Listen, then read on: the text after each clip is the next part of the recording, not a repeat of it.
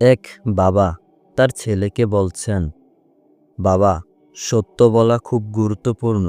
তুমি জানো, রাসূল সাল্লাল্লাহু আলাইহি সাল্লাম বলেছেন, সত্য কথা বলো, কারণ সত্য ন্যায়পরায়ণতার দিকে নিয়ে যায়, আর ন্যায়পরায়ণতা জান্নাতের দিকে নিয়ে যায়। সত্য কথা বলা শুধু একটি ভালো গুণই নয়, এটি আমাদের চরিত্রকে শক্তিশালী করে। একজন মানুষ যদি সবসময় সত্য কথা বলে, তবে সে সকলের বিশ্বাস ও ভালোবাসা অর্জন করে।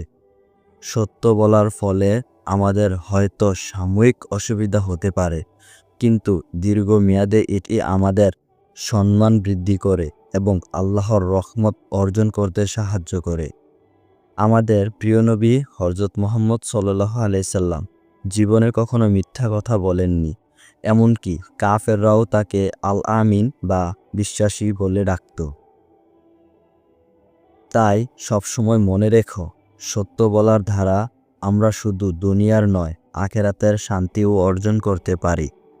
তাই বেশি বেশি সত্য কথা বলবা। আল্লাহ তাআলা তোমার সাহায্য করবেন নিশ্চয়ই।